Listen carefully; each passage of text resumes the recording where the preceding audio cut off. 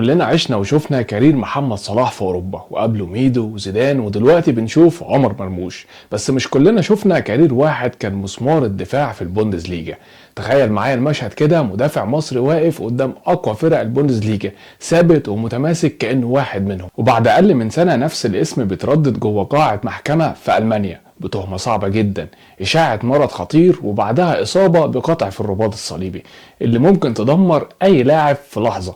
سنة واحدة بس كانت كفيلة تقلب حياته من قمة الاحتراف الأوروبي لقرب النهاية. لكن قبل ما نوصل لأسوأ سنة في مشواره لازم نرجع للبداية. جيل الثمانينات وشوية من التسعينات أكيد فاهم الإحساس ده، فأكيد فاكر لما كنت بتشوف اسم رمزي على الظهر قميص أوروبي، ومش أي قميص، ده قميص مدافع مصري واقف قدام وحوش البوندسليجا بثقة لاعب اتربى هناك. هاني رمزي ما كانش مجرد محترف بره، ده كان اول احساس حقيقي ان اللاعب المصري مش بس بيسافر، ده كمان بينافس وبيفرض اسمه.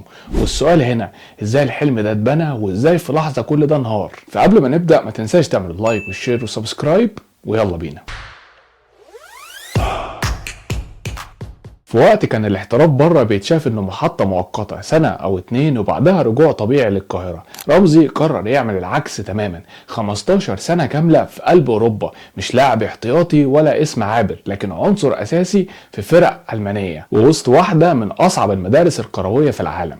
الناس وقتها كانت شايفة خروجه من الاهلي مغامرة كبيرة وخطرة، وعشان كده قصة رمزي في اوروبا مش بس قصة مدافع نجح، دي حكاية جيل اتغيرت نظرته لنفسه لما شاف لاعب مصري واقف بثبات. هاني رمزي اتولد يوم 10 مارس 1969 في القاهرة في بيت بسيط، لكن انتمائه كان اهلاوي. وهو عنده 10 سنين بس كشافين الترسانة حاولوا يضموه. الموهبة ساعتها كانت واضحة من بدري، لكن قراره كان محسوم وهو انه ينضم للاهلي. ومن هنا بدأت الرحلة في قطاع الناشئين تحت قيادة كابتن مصطفى حسين. ملامح المدافع الاوروبي بدأت تظهر بدري، كان بيلعب كأنه اكبر من سنه بكتير، بيقرا الملعب قبل ما الهجمة تبدأ، مش مدافع بيجري ورا الكرة وخلاص، لا ده مدافع بيفكر، وده اللي خلاه يطلع بسرعة الصاروخ لمنتخبات الناشئين والشباب مع كابتن احمد رفعت. ولما طلع للفريق الاول اواخر الثمانينات ما كانش طالع يتعلم بس، كان طالع يثبت نفسه وياخد مكانه ويشارك في بطولات ويكون عنصر مؤثر فيها، زي دوري 88 89 وكاس مصر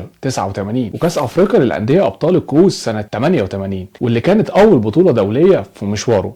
لكن الاهم من البطولات ان اتعود على الضغط، اتعود ان ال60,000 متفرج يكونوا مستنين منك كل حاجة، وغلطة واحدة ممكن تقلب الدنيا عليك. السنين دي ما كانتش مجرد بطولات، دي كانت تجهيز حقيقي، تجهيز لمرحلة أصعب بكتير، مرحلة هتخرجه بره حدود الدوري المصري وتحطه قدام عالم مختلف تماما. ونقطة التحول الحقيقية ما كانتش في القاهرة، دي كانت في إيطاليا سنة 1990. ومن هنا بدأت القصة تاخد اتجاه تاني خالص. سنة 1990 مصر رجعت لكأس العالم بعد غياب طويل جدا، وساعتها محمود الجوهري قرر يغامر في خط الدفاع، وكان في شاب عنده 20 سنة بس اسمه هاني رمزي. اختياره ما كانش سهل ولا مريح، لكن الجوهري كان شايف فيه حاجة الناس مش شايفاها في ايطاليا. قدام كاميرات العالم كله رمزي ما لعبش كأنه لاعب صغير بيتعلم لعب، لكنه لاعب كأنه موجود من سنين. وطريقته في التعامل مع الضغط خلت ناس كتير بره مصر تسأل مين اللاعب ده. فالمونديال ما كانش مجرد بطولة، ده كان منصة نقلته من مدافع واعد في الاهلي لاسم بيتكتب في تقارير الكشافين، لحد ما وصل عرض من فريق نيوشاتل السويسري. وساعتها الجدل اشتعل في الاهلي، فالاهلي وقتها كان محتاج يبني جيل جديد، وانك تسيب مدافع بالمواصفات دي يمشي مش قرار سهل. وفي نفس الوقت الشارع الكروي كان منقسم، ناس شايفه انها خطوه جريئه جدا، وناس شايفه انه هيسافر شويه ويرجع لان الغربه مش سهله. وده كان السيناريو المعتاد وقتها، لاعب بيسافر يتعب شويه ويرجع بسرعه. لكن رمزي قرر يكسر القاعده دي، ففي صيف 1990 خرج من الاهلي وبقى اصغر محترف مصري في الوقت ده. وطبعا لما شفنا محمد صلاح لما بدأ مسيرته مع بازل السويسري، فكمان هاني رمزي كان فعلا عمل كده، لان الدوري السويسري كان البوابه الهاديه اللي بيدخل منها اي لاعب جاي من بره اوروبا عشان يتعلم النظام والانضباط والاحتراف الحقيقي اللي ما فيهوش هزار. في فريق نيوشاتل رمزي ما كانش نجم جاي من منتخب لاعب مونديال، ده كان لاعب اجنبي لازم يثبت نفسه من اول تمرينه. وطبعا هناك ما كانش فيه صبر وما فيش مجاملات، والملعب بس هو الحكم. ومع مرور الوقت الاعلام السويسري بدأ ياخد باله من مدافع طويل قوي في الالتحامات، نادرا ما يخسر اي صراع فردي، وابتدوا وابتدوا يلقبوه نجم الصخرة. لكن التطور الحقيقي ما كانش في الدفاع بس، فرمزي بدأ يضيف سلاح جديد وهو الكرات الرأسية من الكرات الثابتة، فهو بقى لعيب خطر قدام زي ما هو أمان ورا. 4 مواسم كاملة، مش موسم تجربة ولا 2، أكتر من 100 مباراة بقميص نيوشاتل، رقم معناه حاجة واحدة بس وهو الثبات. مفيش إصابة وقفته ولا غربة كسرته ولا مستواه نزل. فال4 سنين دول اللي كانوا في سويسرا ما كانتش محطة انتظار، دي كانت تجهيز حقيقي لخطوة أكبر والدوري أصعب ولملاعب أشرس في ألمانيا. وهنا القصة دخلت مستوى تاني، علشان في صيف 1994 هاني رمزي بيروح لفيردر بريمن مقابل $1,500,000. وقتها الرقم ده ما كانش عادي، ده كان اعلان رسمي ان اللاعب المصري بقى ليه قيمه في سوق اوروبا. اول مصري يدخل البوندسليجا مش زياره ومش اعاره، ده عقد حقيقي ومسؤوليه كبيره. في بريمن الدنيا كانت مختلفه، سرعه اعلى، التحامات اقوى، تكتيك ادق، وكمان تحت قياده مدرب عبقري ما بيحبش العشوائيه وهو الاسطوره اوتو ريهاجل. رمزي في البداية حس بفرق الإيقاع، الدوري الألماني ما بيديش وقت للتفكير، بس المهم إن موسم ورا موسم هاني رمزي بقى عنصر اساسي، فلعب 98 مباراة في الدوري الالماني، وده رقم مش سهل على اي مدافع اجنبي. وفي اول سنة كسب كاس السوبر الالماني سنة 1994. وريهاجل احيانا كان بيلعبه ليبرو واحيانا قدام المدافع، مرونة تكتيكية زودت قيمته وخلته عنصر مضمون في اي فريق. لكن القمة الحقيقية لسه جاية، فبعد افريقيا 98 هاني رمزي كان في افضل حالاته وانتقل لكايزر سلاوتن، النادي اللي عمل معجزة كروية وفاز بالدوري بعد ما طلع من الدرجة الثانية. فهاني رمزي لعب 130 مباراة في البوندسليجا، مع الفريق ده سجل 12 هدف. 12 هدف لمدافع في دوري زي الدوري الألماني ده مش رقم عادي. فهاني رمزي كان متخصص في الكرات الرأسية، بيتقدم في الركنيات والمدافعين الألمان نفسهم بيعملوا له 1000 حساب. في موسم 98-99 كايزر سلاوتن وصل لربع نهائي دوري أبطال أوروبا. ربع النهائي مش مجرد مشاركة رمزية، وهاني رمزي كان موجود في أعلى مستوى تنافسي في أوروبا.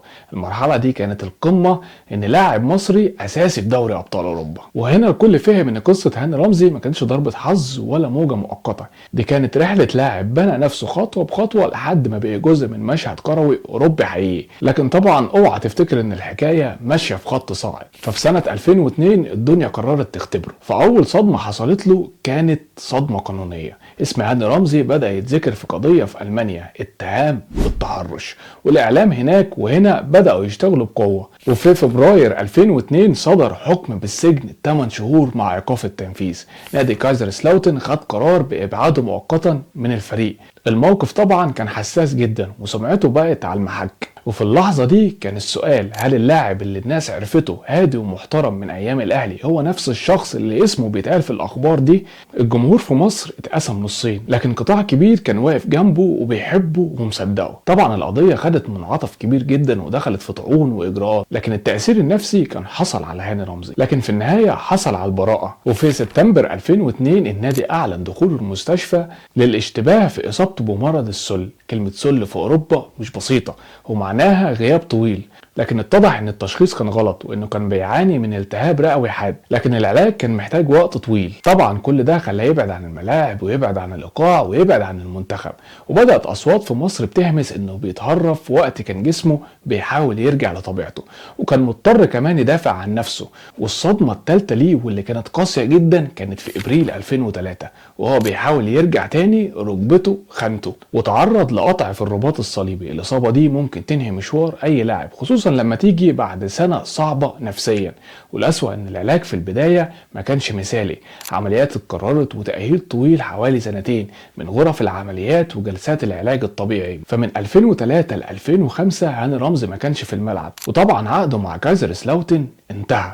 وهنا ناس كتير قالت انه خلاص انتهى، لان ساعتها كان عنده 36 سنة وكان اثر قرار انه يعتزل بهدوء. لكن هاني رمزي ما اختارش الطريق السهل، واختار انه يوقع لنادي في الدرجة الثانية الالماني. مش خطوة مجد لكن خطوة امل. هدفه كان واضح، انه يرجع يجهز نفسه قبل افريقيا 2006 اللي كانت هتتلعب في مصر. فلعب 5 مباريات واثبت انه لسه يقدر، لكن القائمة النهائية اعلنت واسمه مش موجود. الصدمة كانت كبيرة، بس اخر محاولة واخر امل لهاني رمزي كان انه يرجع الاهلي وينهي مشواره في المكان اللي بدأ فيه، لكن التوقيت ما ساعدش. وبعد رحلة دامت 15 سنة في اوروبا، اصعب قرار في حياته اتخذه وهو الاعتزال، مش لان الحلم انتهى فجأة، لكن لان جسمه كمان كان بيقول له كفاية، وحتى الفرص بقت اضيق من طموحه. قصة هاني رمزي مش بس قصة أول مدافع مصري في البوندسليجا ولا مجرد قصة نجاح أوروبي، دي قصة لاعب وصل للقمة وتعرض لثلاث صدمات ورا بعض وحاول يرجع لحد آخر لحظة. وعلشان كده لما بنفتكر اسمه مش بنفتكر بس الاحتراف، بنفتكر القوة على المستوى الدولي. هاني رمزي ما كانش بيرجع من ألمانيا عشان يشارك بس، ده كان بيرجع عشان يتحمل مسؤولية 124 مباراة دولية